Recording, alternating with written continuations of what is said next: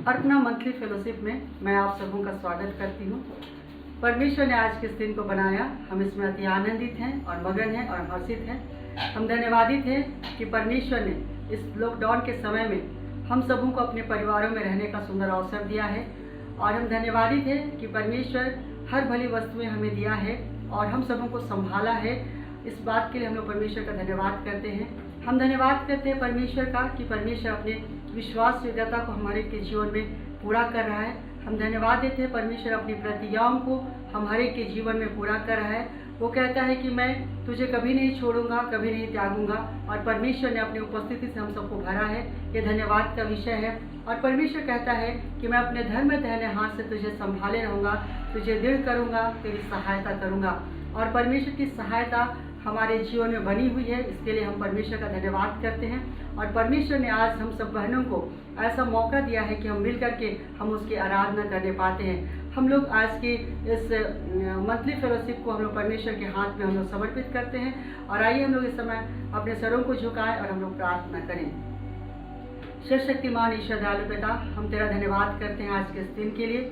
हम धन्यवाद देते हैं परमेश्वर पिता, तूने हमें ऐसा अवसर दिया प्रभु परमेश्वर कि हम तेरे चरणों के पास आने पाते हैं। प्रभु थोड़ी देर हम तेरी स्तुति करना चाहते हैं, तेरे वचनों में से सीखना चाहते हैं, हम प्रार्थना करना चाहते हैं। परमेश्वर पिता, पवित्र आत्मा तो हमारे बीच में उपस्थित हो। प्रभु हम प्रार्थना करते हैं प्रभु जी, हर आशीष रोकने वाली बातें यीशु मसीह नासरी के नाम से जाती रहे प्रभु परमेश्वर, और तेरी उपस्थिति हमारे मध्य में होने पाए। प्रभु जी तेरी राशि को तेरे हाथ में हम लोग समर्पित करते हैं, जिसके द्वारा आज हम तेरे पवित्र वचन को हम लोग सुनने जा रहे हैं। प्रभु परमेश्वर तेरी आशीष उसके जीवन में होने पाए और उसके द्वारा से हम सबसे तू बोल और बातचीत कर प्रभु परमेश्वर, ताकि तेरी महिमा होने पाए। सब बातों के लिए आदर और महिमा तुझे देते हुए हम सब तेरे पवित्र और सामर्थी हाथ में सौंपे जाते हुए ये दुआ मांगते हैं हमारे जीवित उद्धार करता प्रभु यीशु मसीह के नाम से, आमीन।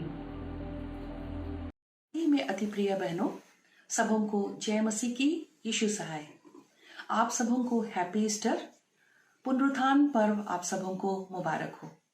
फिर से एक बार परमेश्वर ने हमें अवसर दिया है कि हम सभी अर्पणा की बहनें एक साथ मिलें और परमेश्वर की स्तुति, महिमा और आराधना करें।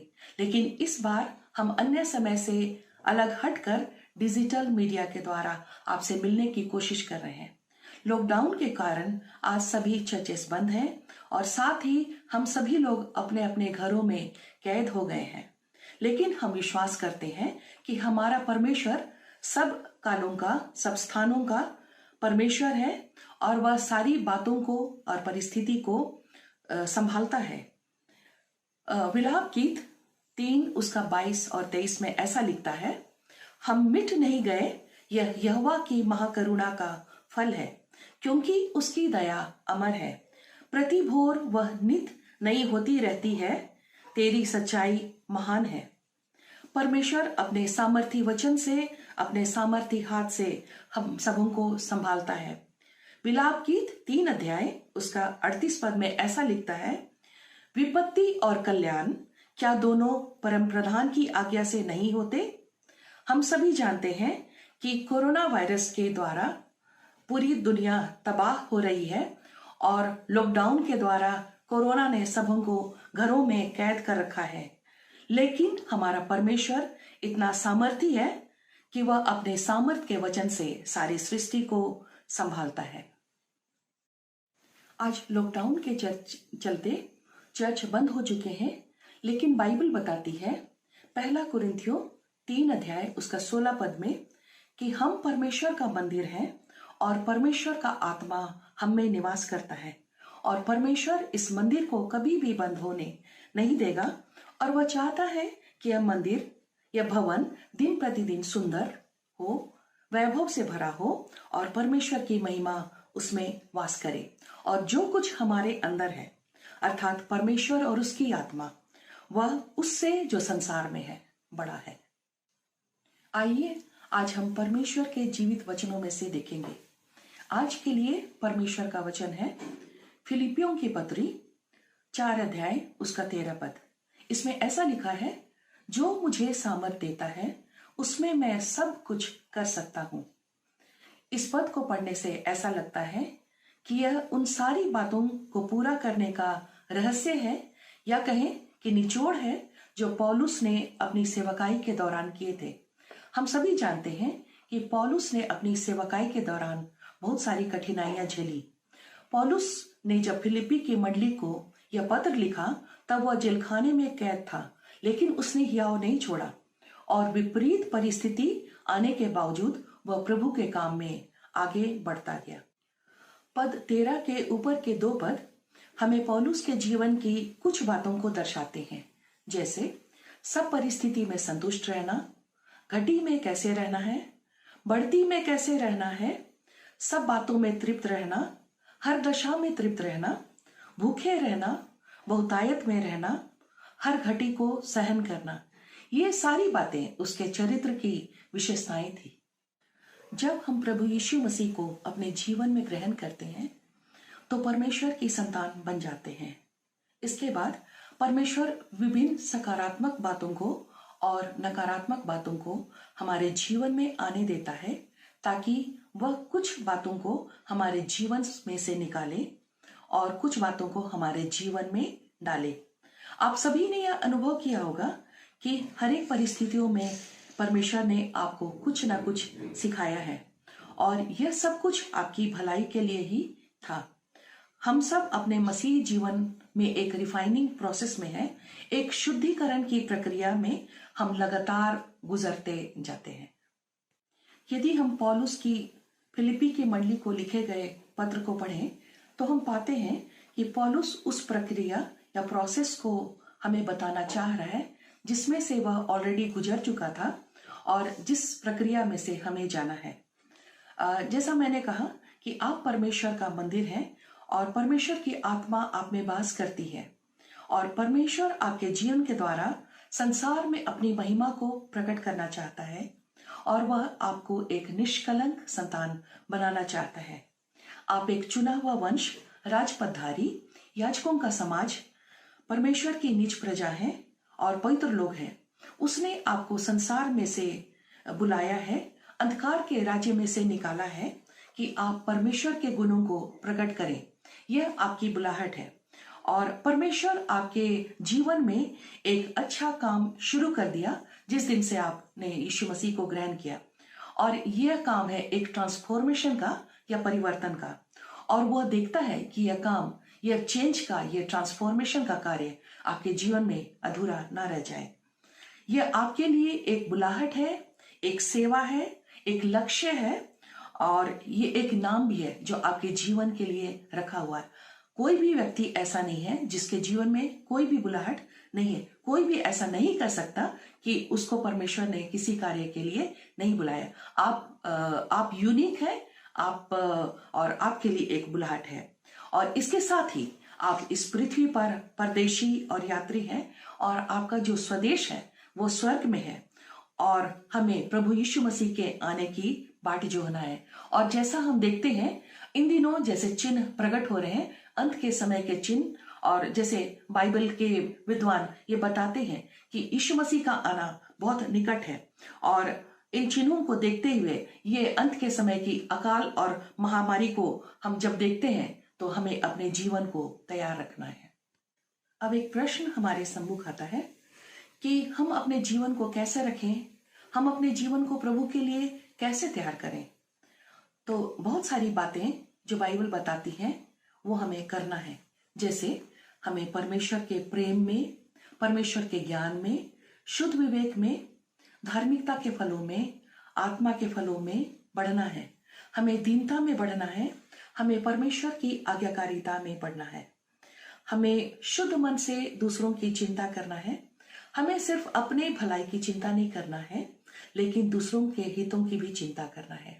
इसके साथ ही साथ हमें प्रभु के काम में आगे बढ़ना है और जो लोग प्रभु में परिश्रम कर रहे हैं उनका साथ देना है। इसके साथ ही हमें बहुत सारी बातों को छोड़ना भी है, जैसे चुगली, निंदा की बातें, क्रोध की बातें, अहंकार की बातें, विरोध और कटुता की बातें, झूठी बड़ाई, लालच की बातें, संसारिक चीजों की अभिलाषा, जीविका का घमंड, पद और प्रतिष्ठा की बातें, स्वार्थीपन, सिर्फ अपनी ही चिंता करना, बैर भाव, कपट की बातें, इन सारी चीजों को हमें अपने जीवन से निकालना है, हमें छोड़ना है। क्योंकि जब ये सारी बातें रहती हैं तो प्रभु की बातें हमारे जीवन में नहीं आ सकती। इसके साथ ही हमें बुरे काम करने वालों से, काट कूट करने वालों से, क्रिटिसाइज करने वालों से हमें दूर रहना है। प्रभु चाहता है कि हम सदा आनंदित रहें और हमारी कोमलता सब मनुष्यों पर प्रकट होए, और इसके साथ ही बाहरी मनुष्यों के साथ हमें बुद्धिमानी के साथ व्यवहार करना भी सीखना है। प्रभु चाहता है कि जो जो बातें सत्य हैं, जो जो बातें आदरणीय हैं, जो जो बातें उचित हैं, पवित्र हैं और सुहावनी हैं, जो बातें मनभावनी और सद्गुण की बातें हैं, जो प्रशंसा की बातें हैं, हमें उन पर ध्यान लगाना है। कभी कभी ये बातें हमें कठिन लगती हैं कि ऐसा करना मेरे लिए संभव नहीं है, ये मेरे बस की बात नहीं है, मैं इन बातों को नहीं छोड़ सकती, मैं इन बातों को त्याग नहीं सकती। और कभी कभी हम अपने वीक पॉइंट्स पर और कमजोर कड़ियों पर जय पाने में हमें असंभव लगता है। जब हम नकारात्मक यानी नेगेटिव बातों को अपने जीवन में करते हैं, तब हम अपनी जीवन की शांति को भंग कर देते हैं, हमारा जीवन अशांत हो जाता है। परिणाम स्वरूप हमारा प्रभु में बढ़ना रुक जाता है, और प्रभु जिन बातों को हमारे जीवन में करना चाहता है वे बातें हमारे जीवन में पूरी नहीं हो पाती हैं। लेकिन जब हम सकारात्मक बातों को अपने जीवन में स्थान देते हैं, अप्लाई करते हैं और परमेश्वर के वचन के अनुसार व्यवहार करने लगते हैं, तब परमेश्वर की शांति जो समझ से सर्वथा परे है, हमारे हृदय और हमारे विचारों को सुरक्षित करती है। और परमेश्वर आप ही जो शांति का सूता है, हमारे साथ रहता है, हमारे जीवन में वास करता है। जैसा नीति वचन 14 उसका 30 पद में ऐसा लिखता है, शांत मन तन का जीवन है, लेकिन मन के जलने से हड्डियां भी जल जाती हैं। जब हमारा मन शांत होता है, हमारे जीवन आगे बढ़ता है, हम क्रिएटिव कामों में हाथ लगा सकते हैं, उन कामों को कर सकते हैं। लेकिन जब हमारा मन अशांत होता है तो हमारा जीवन भी अशांत हो जाता है, और कहता है कि हमारी हड्डियां भी जल जाती है। इसका मतलब कि जब हमारे जीवन में, हमारे मनों में नेगेटिव भावनाएं काम करती हैं, तो हमारे जीवन में नेगेटिव कार्य भी होने लगते हैं, हमारा शरीर में नेगेटिव कार्य होने लगता है, इवन हमें बोन कैंसर भी हो सकता है। और नीति वचन 4:23 में इसलिए सुलेमान ऐसा कहता है कि सबसे अधिक अपने मन की रक्षा कर, क्योंकि जीवन का मूल स्रोत वही है। हमें सबसे अधिक अपने मन की रक्षा करना है, हमें अपने मन को शांत रखना है, हमें उन सारी बातों से अपने मन को बचा करके रखना है जो हमें अशांत करती है, क्योंकि उसी से जीवन की धाराएं बहती है, वही हमारे जीवन का मूल स्रोत है। और यह सत्य है कि परमेश्वर की बातों को, उन परिवर्तन की बातों को जो परमेश्वर हमारे जीवनों में चाहता है, हम अपने शारीरिक बल बुद्धि से, अपनी क्षमता के द्वारा नहीं कर सकते। और परमेश्वर इस बात को जानता है। इसलिए पौलुस अपनी पत्री में कहता है, 2 कुरिन्थियों 12 अध्याय उसका 9 पद में ऐसा कहता है, मेरा अनुग्रह तेरे लिए काफी है, मेरी सामर्थ निर्बलता में सिद्ध होती है। यह सही है, परमेश्वर कहते हैं कि मेरा अनुग्रह तेरे लिए काफी है, और जब तुम निर्बल होते तब मेरी सामर्थ सिद्ध होती है, मेरी सामर्थ कार्य करती है। और पौलुस आगे कहता है, मसीह की सामर्थ मुझ पर छाया करती है।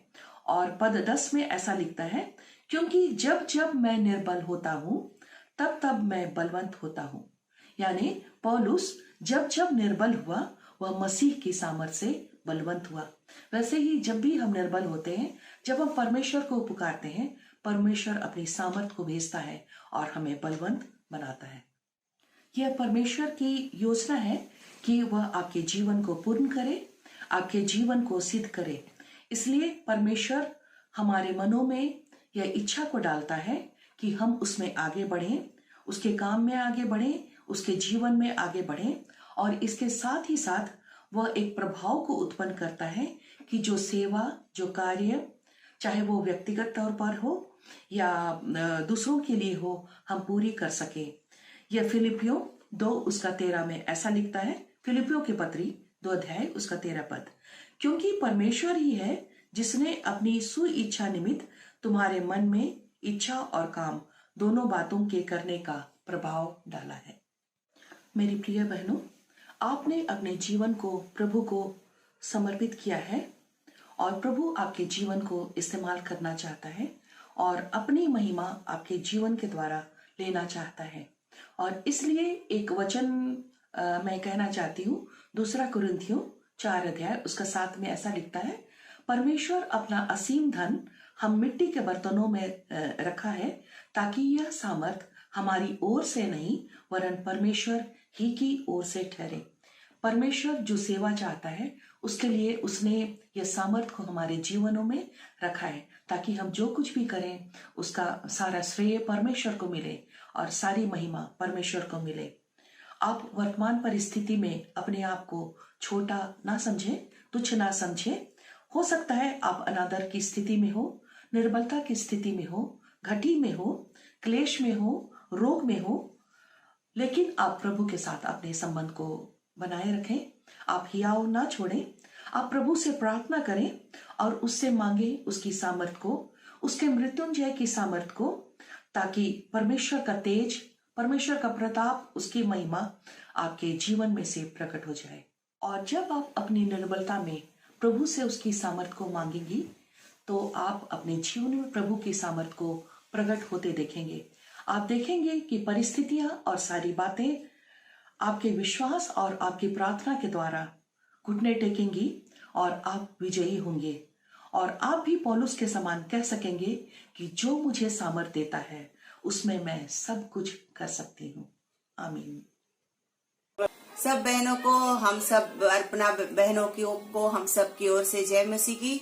और जैसे आपने वचन में सुना कि जो हमें सामर्थ देता उसमें हम सब कुछ कर सकते हैं, इसलिए हम सब जब इस लॉकडाउन के समय में, इस महामारी के समय में अपने अपने घरों में हैं, तो हम सब निरंतर प्रार्थना में बढ़ते रहें, प्रभु की महिमा करते रहें। और जो भी परिस्थितियां हैं जो हमारे सामने, हम परेशानियों को फेस कर रहे हैं और कई लोग जो समस्या में हैं, उन सब को हम लोग निरंतर प्रार्थना में याद करें। हमारी अर्पणा की सब बहनों को प्रार्थना में याद करें और जिस तरह से तन मन धन जैसे हम जिसकी मदद कर सकते हैं उसके लिए हम आगे बढ़े। आइए हम सब अपनी आंखों को बंद करेंगे और मैं आप सबके लिए एक प्रार्थना करना चाहूंगी।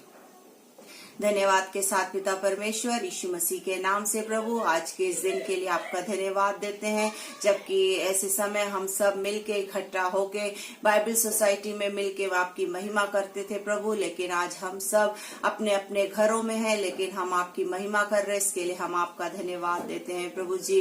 परमेश्वर पिता, इस समय मैं अपनी पूरी अर्पणा बहनों को आपके सामर्थी हाथों में समर्पित करती हूँ प्रभु। जैसे आपने हम सबको इस सेवकाई के द्वारा एक दूसरे से जोड़ा है प्रभु, और अर्पणा का अर्थ है कि समर्पित महिला पिता, इसलिए हम इन सारी बहनों को आपके सामर्थी हाथों में समर्पित करते हैं प्रभु जी। और होने दीजिए परमेश्वर पिता, हर एक बहनें अपने अपने घरों में भली चंगी स्वस्थ और सुरक्षित पाई जाए। और जो जो बहनों को आपने जिस भी तरह की जिम्मेदारी दी है प्रभु, माँ के रूप में, पत्नी के रूप में, बहन के रूप में, बेटी के रूप में, बहू के रूप में, सबको परमेश्वर अच्छे से अपने काम को करते हुए आप में बढ़ने के लिए आप सहायता करिए परमेश्वर पिता। और प्रभु जी, जैसे हमने आज वचन में सुना कि जो हमें सामर्थ देता है उसमें हम सब कुछ कर सकते हैं, इसलिए प्रभु जी आप हम सबको सामर्थ दीजिए ताकि हम तन मन धन से हर एक की उन्नति के लिए कार्य करने पाए और आपके नाम को महिमा देने पाए। पिता, प्रार्थना करती हूँ यदि किसी के परिवार में किसी भी तरह की जरूरत है, कोई आवश्यकता है पिता, यीशु मसीह के नाम से अपनी महिमा के धन के अनुसार आप हर एक की कमी घटी को पूरा करिए प्रभु। यदि कोई बीमार है, किसी को कोई शारीरिक तकलीफ है, यीशु मसीह के नाम से वो पूर्ण रूप से चंगी हो जाए परमेश्वर पिता। और प्रभु जी आप हर एक के जरूरत आवश्यकताओं की सुधि लीजिए परमेश्वर, और अपनी विश्वास योग्यता को आप प्रकट करिए प्रभु जी। जब तक हम सब बहनें आपस में नहीं मिलती हैं, होने दीजिए कि हम सब एक दूसरे के लिए निरंतर प्रार्थना करें और परमेश्वर एक दूसरे को प्रार्थना में आप प्रकट करिए प्रभु जी। जब तक हम सब बहनें आपस में नहीं मिलती हैं, होने दीजिए कि हम सब एक दूसरे के लिए निरंतर प्रार्थना करें और परमेश्वर एक दूसरे को प्रार्थना में उठाने वाले होने पाए पिता।